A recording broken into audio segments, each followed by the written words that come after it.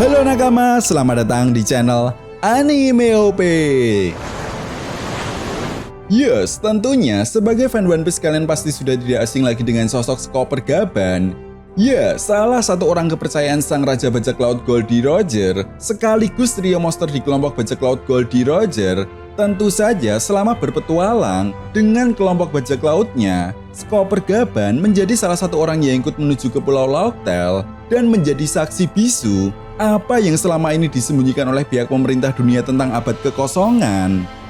Namun menariknya, setelah mengetahui apa yang selama ini disembunyikan oleh pihak pemerintah dunia, Roger dan krunya justru tertawa terbahak-bahak. Bahkan sampai saat ini pun belum ada yang mengetahui pasti kenapa Roger dan krunya justru tertawa setelah mengetahui harta peninggalan Joy Boy yang sangat dirahasiakan oleh pihak pemerintah dunia. Namun yang jelas inilah yang kemudian membuat Roger memberi nama pulau tersebut dengan sebutan Locktail.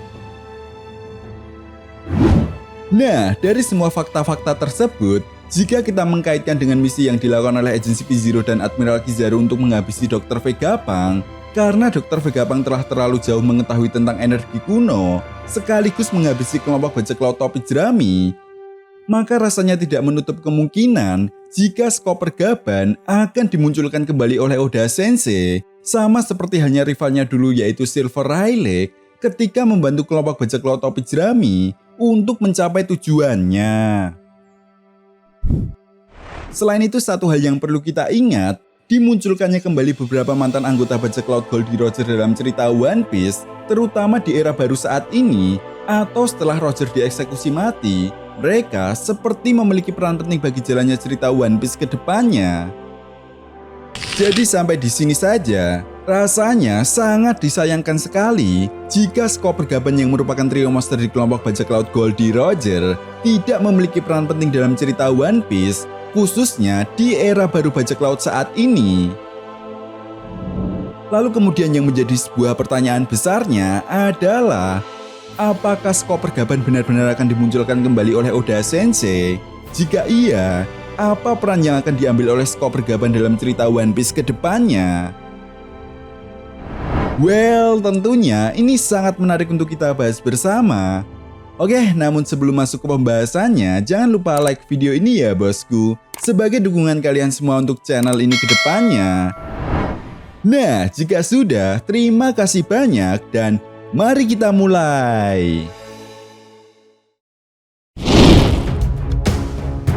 Nah, pembahasan kali ini akan kita awali dari misi atau quest utama kelompok bajak laut topi jerami di Arch Egghead kali ini. Ya, tentunya sebagai fan One Piece kalian pastinya sudah tahu jika saat ini kelompok bajak laut topi jerami harus membawa Dr. Vegapunk keluar hidup-hidup dari Pulau Egghead dan segera menuju ke suatu tempat yang belum diketahui pasti.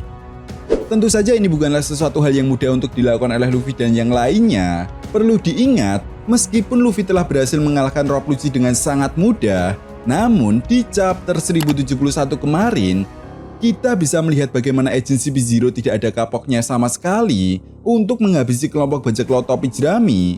Apalagi saat ini mereka sudah memegang akses keempat Seraphim. Di sisi lain kita juga tidak bisa melupakan kedatangan sang Admiral Kizaru. Ya, Kizaru benar-benar serius untuk menghadapi kelompok bajak laut topi jerami dengan meminta dikirimkan kapal perang sebanyak mungkin untuk memblokade perarian kelompok bajak laut topi jerami.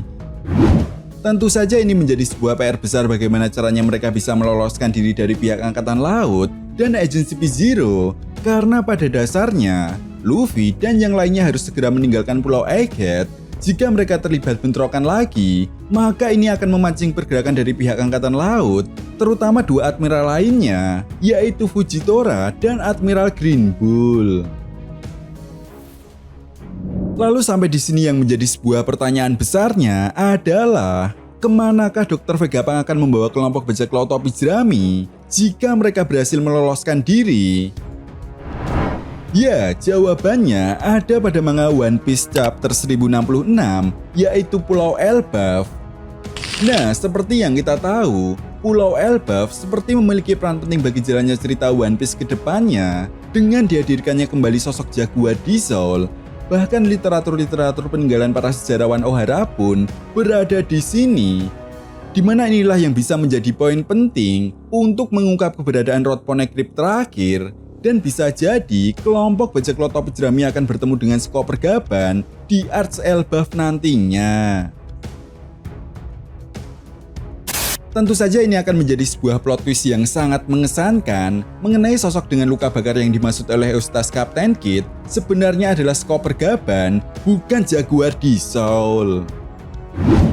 Dan menariknya, senjata yang digunakan oleh Skop Pergaban berupa 2 buah kapak besar layaknya Viking.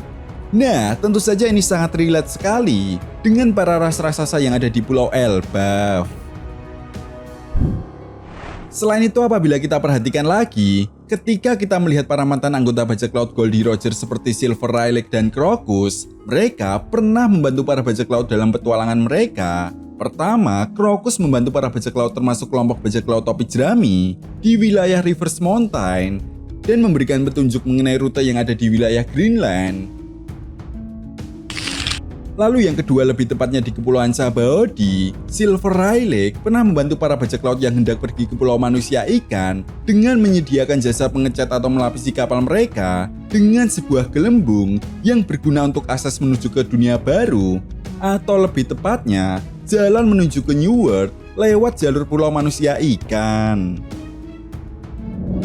Nah, berdasarkan hal tersebut, ada kemungkinan besar kelompok bajak laut topi jerami memang akan bertemu dengan Skop Pergaban di Pulau Elbaf. Dan seperti yang sudah Mimin jelaskan di awal tadi, jika Skop Pergaban masih hidup, artinya Skop Pergaban memiliki sebuah peran penting, sama seperti halnya Crocus dan Silver Rayleigh, yaitu memberi sebuah petunjuk mengenai rute yang harus dilewati oleh para bajak laut, termasuk bajak laut topi jerami, untuk menemukan Pulau Locktail. Tetapi satu hal yang perlu kita garis bawahi di sini adalah jika nantinya Luffy berhasil lolos dan sampai ke Pulau Elbaf, rasanya Admiral Kizaru dan agensi P-Zero tidak akan diam begitu saja. Mereka pasti akan menyusul ke Pulau Elbaf. Sehingga kemungkinan besar inilah yang menjadi awal munculnya sebuah arus gelombang pertempuran besar yang akan menyeret pihak-pihak tertentu untuk datang demi mencapai tujuan mereka masing-masing. Well, itu tadi merupakan pembahasan mengenai peran Skop Pergaban bagi jalannya cerita One Piece ke depannya. Jadi, bagaimana menurut nakama semua? Jika kalian punya pendapat lain, silahkan berikan pendapat kalian di kolom komentar. Oke, sampai di sini dulu pembahasan kita kali ini, and see you next time.